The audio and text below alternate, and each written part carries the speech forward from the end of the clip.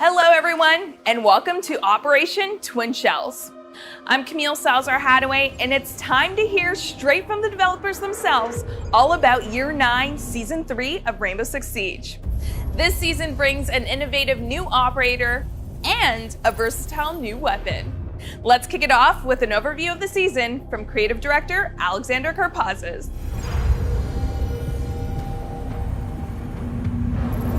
Year 9 Season 3 is all about Operation Twin Shells.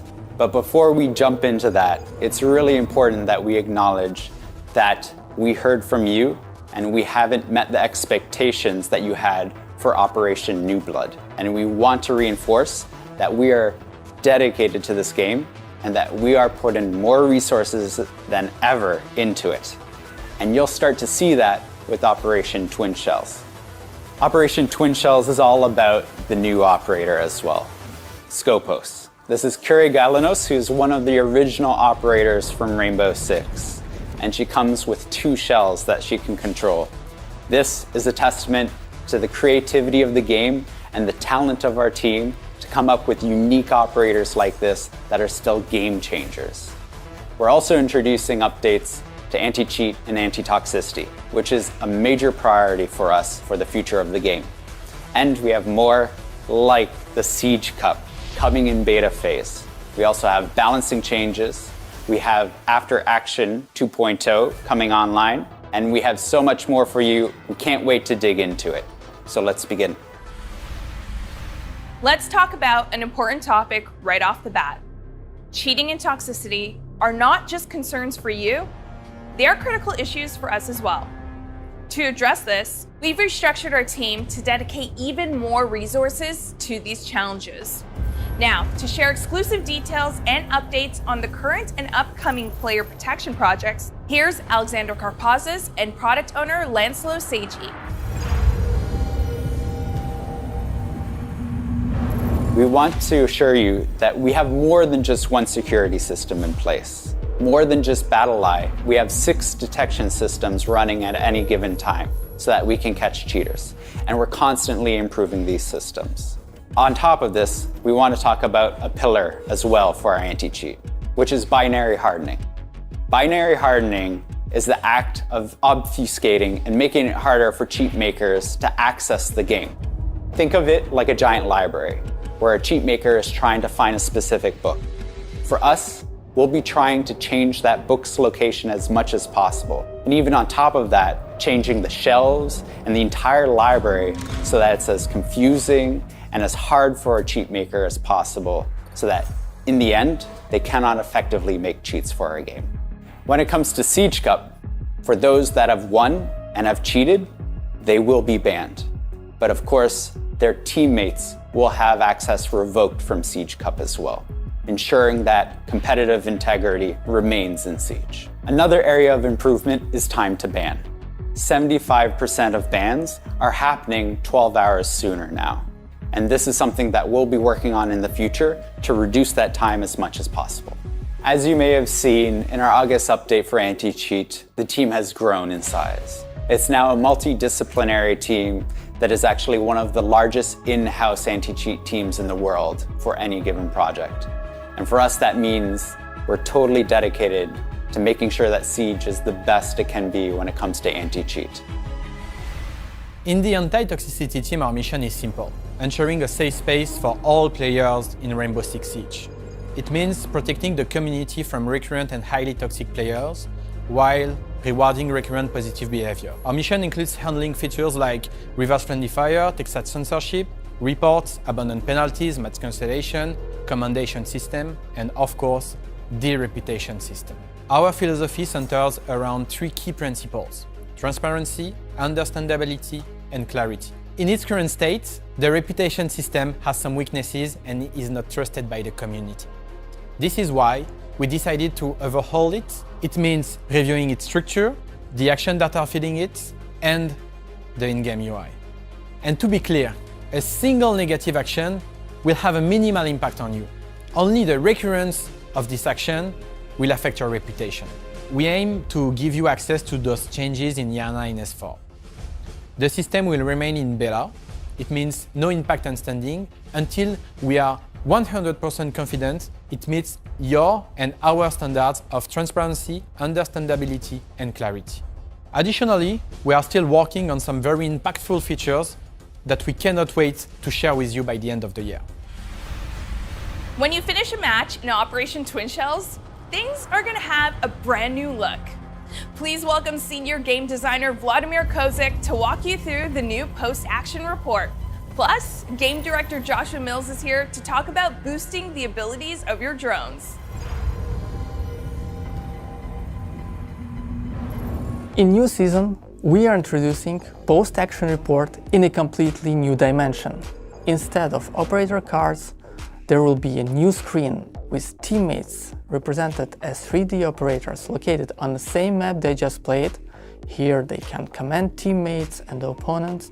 On the next screen, instead of sequence of separated tabs, all progression like rank, clearance, battle pass, also including challenges this time, will be comfortably organized on a single page layout that highlights the most important information. I'm so excited with this update. I can't wait our players try it out and share their feedback with us.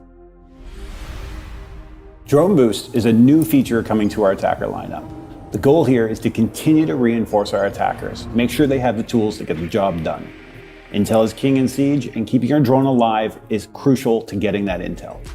Some of the changes we did to Solis helped with that, but we want to go further. We want to give more power to our players, specifically the attackers.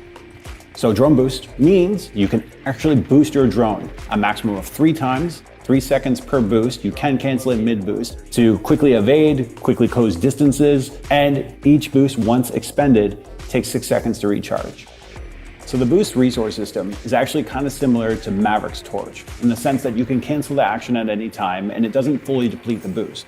So you can cut up a boost as needed, but again, you'll only have 3 full ones. Drone Boost isn't limited to just the default drone. The Kludges from Brava or even Twitch's drone can also take advantage of this feature. If Mozzie happens to get his hands on one of these drones and there's still charges left, so that's the key factor here. If there's still charges on that drone, now they're Mozzie's to use.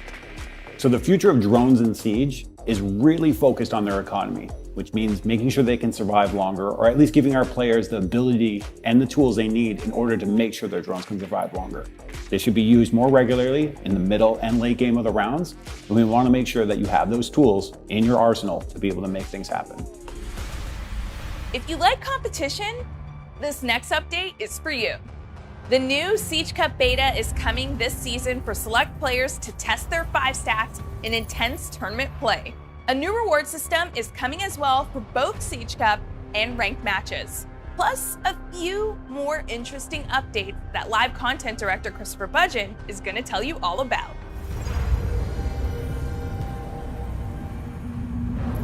In Year 9, Season 3, Operation Twin Shells, we're happy to announce the beta of Siege Cup. We made the decision to restrict Siege Cup beta to the PC platform because we can be much more reactive. If something happens with the Siege Cup, we can address it much faster than with other platforms. We really want to launch Siege Cup in its full form in Year 9 Season 4. Competitive integrity is imperative for Siege. That's why having a beta to make sure we can register the squads, formulate the brackets, distribute the rewards, we have to get it right. To register your team for the Siege Cup beta, follow the QR code or the link that you see on the screen and get ready for news about the first Siege Cup coming your way. With Siege Cup, you have to register as a 5-stack, meaning that you have to bring 4 of your friends, get ready to compete until the tournament is over. Once the Siege Cup starts, you're there committed to the Siege Cup to play until you get eliminated or, of course, win the tournament. We see the Siege Cup beta as our most competitive playlist, even more so than ranked, because the stakes are extremely high. The first Siege Cup will be near the beginning of Year 9 Season 3, and after the finish of the first tournament, we'll run another every 2 weeks for the remainder of Year 9 Season 3. In Year 9 Season 3, we're introducing a new currency called Competitive Coins. Competitive coins are exclusive to our competitive playlist, that being Ranked and Siege Cup. Get as far as you can within the ranks, as well as play as many Siege Cups as you can to get competitive coins to open these exclusive packs. In Year 9 Season 3, all console players will receive one free competitive pack. Move up the ranks, get as many competitive coins as you can, so you can continue to open packs in that collection. Starting in Year 9 Season 3, when you're waiting for your next match, whether it's in Ranked, Quick Match, or even the Siege Cup, you'll be able to enter the shooting range to stay warmed up, ready for your next match. Additionally, we've also added a cover feature within the aiming lane. Now you can have covers pop up from the ground, dummies will hide behind them and take position as you try to eliminate them as you warm up your aim. Both PC and console players will be able to enter the shooting range during matchmaking. 1v1s have become more popular within Siege, and that's why we've now added a 1v1 custom preset in Custom Game. There are two presets for 1v1s in Custom Game, short and long. The short preset allows you to play 6 rounds with 4 rounds to win and 1 overtime round. In the long preset, it's the first to 8 rounds, but if the match gets tense and it's really tight, there are 3 overtime rounds. In both of the 1v1 presets, all maps are available. The prep phase has been lowered to 20 seconds. It's perfect for one player to get set up and ready for the attack. The bomb game mode is the featured game mode in both 1v1 presets. Roles swap every round. You play attack, then defense. This will continue until whoever finally wins the match. With every new season, the question arises, which operators will be targeted for balancing and how will they change? Game designer David Perpignan has all the answers, plus spoilers. It's Solis, Dokkaebi, and Nokk.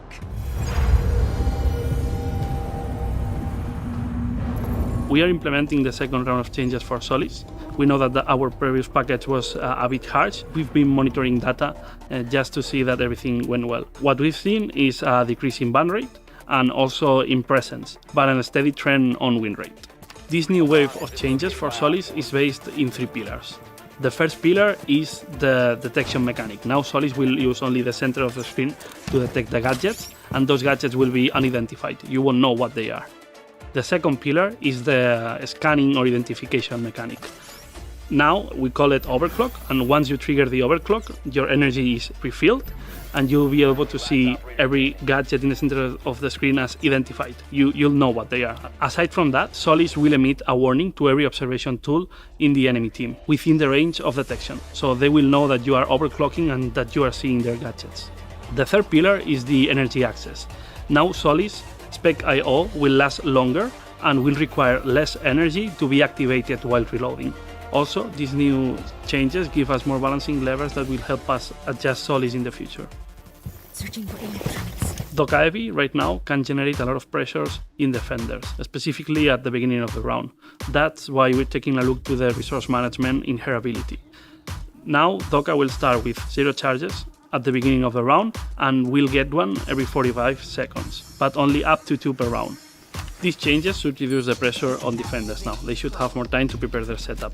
And Dokkaebi, players will be encouraged to survive longer to have a greater impact in the match. Global abilities like Dokkaebi's Logic Bomb have a great impact in the game, and sometimes with little effort from the players. We are aware of this, and we will take a look at it in the future, being part of bigger changes for the game. See you around. So Nokk is receiving a buff. We think that camera scrubbing and intel deception is how stealth should look in Rainbow, and that's what Nokk does. The changes we are making are affecting how Nokk's ability consumes energy.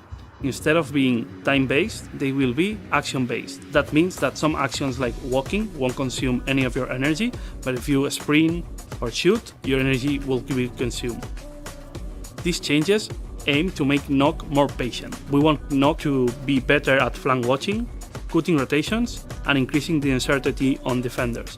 We want them to feel like there's a monster in the house. Nokk and Smoke's FMG9 is getting a buff. We are reviewing its recoil to make it more comfortable when you're shooting at longer distances, specifically when you're using magnified scopes. The objective of these changes is to improve the player perception and balance of those operators while keeping the frustrations away. There will be more changes in this season. For example, we are taking a look at the proximity alarm and its synergy with Sentry, and also at the delayed timer for explosions on the Claymore. A big update for Versus AI is coming in Operation Twin Shells, as you'll now be able to play as a defender and face off against a squad of attacker bots. For more, here's AI programmer Ariel Moncha-Delaire. Versus AI is a game mode designed for new players to provide them with a safe environment where they can learn and practice before their first ranked experience. In Year 8, Season 4, we introduced Versus AI for the first time. Since then, we keep adding more operators to play with and against, more supported maps, and we keep integrating more AI behaviors. This season will be significant. We're introducing Versus AI 2.0. Given that Siege is an asymmetrical game, we want to give the players the opportunity to play the other side. For the first time, players are going to be able to play the defenders against a full team of AI attackers. The AI attacker team will feature 5 operators: Ash, Thatcher, Termite, Nomad, and Sledge. As a defender, the player will be able to choose between 16 operators, including the new one, Skopós. New players are going to have the opportunity to learn how to react to those attackers' behaviors, but it will also give them some ideas of how to play themselves when it's their turn to play the attackers. Both beginner and advanced game mode are going to offer the full match experience at launch. Similar to a casual game, the player is going to enter as either a defender or an attacker against a full team of AIs. They're going to play on one of our 8 supported maps, and after 2 rounds, they're going to switch sides. We've heard your feedback, and we want to make sure that Versus AI gives a real feel of what it's like to play Siege. It's now time to talk about the new operator, Skopós. This Greek defender brings a new dimension of tactical possibilities to the fight through her twin shells, Talos and Colossus. For insight into the visual design of this operator, we'll hear from art director Joanna Sui, and for a breakdown of the new gameplay opportunities she offers, we'll go to game designer Justin Larange Aluwalia.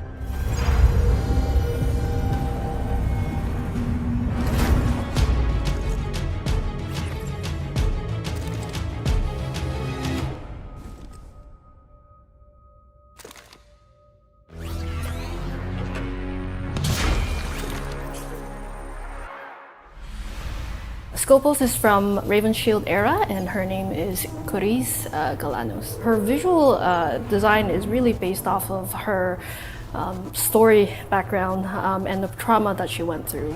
In the anime that was released from the Year 9 Season 1, in the mission there was Daniel Bogard and Jared Morris at that time trying to stop the bomb maker. In the end, you see a giant explosion, and it was actually exactly that moment where she stopped being able to walk. Ever since then, she's a wheelchair user. She's been in a relentless chase trying to seek prosecution to stop Deimos. All that toll took an effect on her face. She looks very gaunt, she has eye bags, wrinkles, and ragged hair. Skopós is a master strategist. She adapted her wheelchair into her command center like a pilot seat. She uses the shells to be part of the action. In game, you can hear her, you can see her face when you swap between the 2 shells. When we're designing her wheelchair and the robots, we really had in mind to make sure that she feels very grounded. So we went with analog, old technology look. We really want to establish the fact that it's not smart AI robots. They're not invincible, they can be destroyed. When she loses Talos, Colossus, she's losing a part of her again. So for the design of the robots, we wanted to differentiate the 2 so you can identify them easily on the field. The difference are in the antennas, the shoulder pads, and colors and patterns are distinct to one another. We made sure to have the analog look by physically having buttons that you can push. They're wires that you can see, and they're not touch screens, they're not holograms, they are something that you can touch and feel. Back when she was a field agent, Kyurei surveyed the area from afar as a sniper. Now, she still watches from a distance, but in a different way. Thanks to her new tech, Skopós is able to maintain a wide network of control unlike any other defender. That's because what Skopós brings to the field is not 1, but 2 remotely controlled robotic operators. These shells, named Talos and Colossus, make up the V10 Pantheon system. At any given moment, one of Skopós' shells will be in an active state, where it functions like an operator, while the other remains in an idle state, where it functions like a powerful piece of defensive utility. Skopós' control allows her to swap the states of these shells, quickly delivering offensive or defensive power where it's needed most. Skopós' active shell works much like any other operator. It can move, shoot, and use gadgets. It's also Skopós' primary lifeline. If a shell is destroyed while it's active, Kyurey's link is severed, and she's functionally dead for the rest of the round. 2 bodies does not mean 2 lives. Meanwhile, Skopós' idle shell will take on a defensive posture, deploying an integrated shield that functions much like a deployable shield secondary gadget. While in this state, the idle shell can be used as an observation tool by Kyurey and her allies. Additionally, Skopós can access her idle shell's camera directly at any time with the gadget button. While Skopós is looking through her idle shell's camera, she'll have the option to swap shells. Activating the swap sequence will put her active shell into idle mode and put her idle shell into active mode. The only catch is that the active shell needs to be in a position where it can deploy its shield to perform the swap. Skopós' HUD has an indicator that'll make this easier. In fact, Skopós' HUD will display plenty of useful information about both shells, including whether the idle shell is under attack or being affected by an EMP. Skopós is a very tactically oriented operator that requires players to collect data and quickly act on it to maximize her potential. A strong Skopós player is one that makes frequent use of her idle shell to guide the actions of her active shell.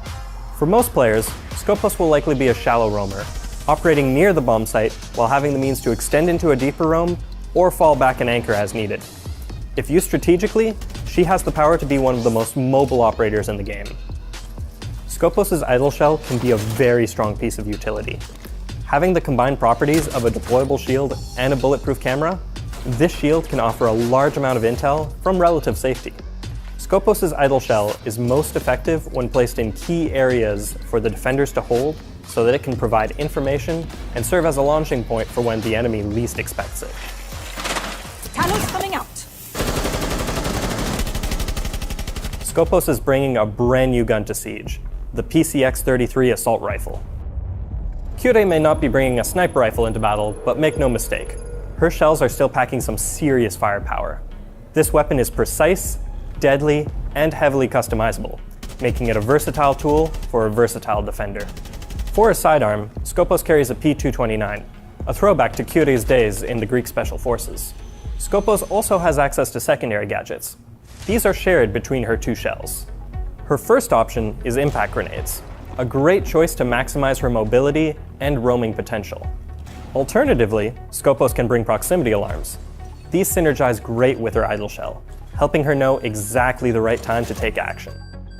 The Pantheon shells are 2 health, 2 speed operators, having been built for a balance between durability and mobility. Given their unique nature, Skopós' shells have a few special interactions. A good rule of thumb is to think of her active shell as an operator and her idle shell as a gadget. The first interaction you might wonder about is EMPs and gadgets that target electronic devices, like IQ. While Skopós' shells are electronic, the active shell has an active countermeasure that protects it from anti-electronic effects. It won't completely stop them, but it will prevent Skopós' active shell from being fully disabled by an EMP. This protection doesn't extend to the idle shell, however. Disabling effects will prevent Skopós from using the camera and swap features. Skopós' greatest counter is Dokkaebi. The hacker's calls are a threat to any roamer, but they also block Skopós' strongest escape plan. Additionally, Dokkaebi's universal hack can give her team access to the idle shell's camera. Brava's Kludge drone can overheat Skopós' idle shell. However, this takes a while, and gives Kyurey a warning on her HUD. If she's fast enough, Skopós can swap to activate her countermeasures and prevent the overheat. In addition to being an electronic gadget, Skopós' idle shell's shield can be destroyed with explosives and similar effects, leaving the idle shell exposed for an easy kill. The glass can also be shattered, preventing allies from fully benefiting from its utility. A well-placed ash charge, frag grenade, or Flores drone can make quick work of an undefended idle shell. The biggest threats to Skopós are her direct counters, so she benefits greatly from allies who protect her from them. Catchers like Jaeger and Wamai can protect her idle shell from explosives, and other denial gadgets, like those from Mute, Mozzie, and Tubrau, can stop many of Skopós' greatest enemies. Being made of metal, Skopós' shells can't benefit from healing effects. Doc's stims, Thunderbird's Kona stations, and Rook's armor won't help the shells. They also can't get put in a down state, and they don't breathe, meaning they're immune to toxic effects like smoke and Fenrir. That last fact can open the floor to some aggressive combos. Op 4 eliminated. Another strong approach to Skopós is to double down on intel. Maestro, Valkyrie, and Echo can offer more insight into enemy positions and even provide some distractions. That can be more than enough to let Skopós get into position and go for the kill. 1 Op 4 remaining. Skopós is designed to embody the key aspects of being a defender: gathering information and swiftly responding to attacker strategies. Skopós brings a level of adaptability that, if left unchecked, can turn the tide on even the strongest of attacks.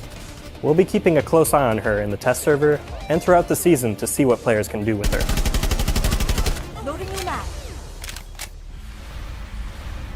You won't see his face, ever, but you'll probably recognize his voice, as he's a big part of the Siege community.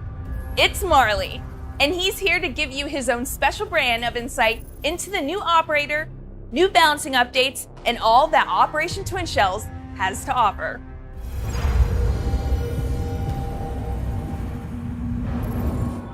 First impression of the new operator was definitely, oh, they've broken the game, this is it. But then when you see how it actually plays, it's amazing, it's mind-blowing, and it's definitely the most versatile operator on defense. The new weapon she's got is another assault rifle on defense. I love it, I love that weapon. The best strategy that I've found with the new operator so far is definitely finding my typical mirror window hiding spots on defense and planting one of the shells in the corner and hoping everybody walks right past it, and then switching to the shell when needs be, and yeah, the rest is history. During the playtest, the hardest counter that I noticed, definitely feel like Flores drones are a big issue. If you're leaving your body somewhere, it's gonna get destroyed. The balancing changes this season have got me really excited. The changes to Nokk are really exciting. I'm going to be playing her completely differently to how I used to. I'm going to be sitting under cameras, and yeah, really exciting. And I'm glad to see the new Solis change as well. I think that's a great change. Now you'll know when there's a Solis below when you're droning, and I think that's amazing. Oh, the Siege Cup's going to be another level. So ranked is sweaty and fun and competitive, but Siege Cup is going to bring a whole new level of sweat and passion to Rainbow Six Siege that I can't wait for. Who will I want to challenge in the 1v1 custom match? What a silly question. Jinxie, I'm ready. Overall, I think it's a really refreshing and exciting season. Year 9 Season 3 is bringing what I think is one of the most exciting operators I've seen in a long time. I can't wait to see all the fun and different plays coming from people. And I just think overall, alongside the balancing changes, it's just going to be a great season, and I can't wait for it to launch. And that's the full rundown for Operation Twin Shells, which is hitting the season test server tomorrow. Jump in and see how Skopós, Talus, and Colossus change the way you defend a site. And as always, remember to report issues you encounter while playing to R6Fix for a chance to earn a tidy reward for your efforts. Now, don't leave just yet, because we've got one more thing for you. It's Jaeger in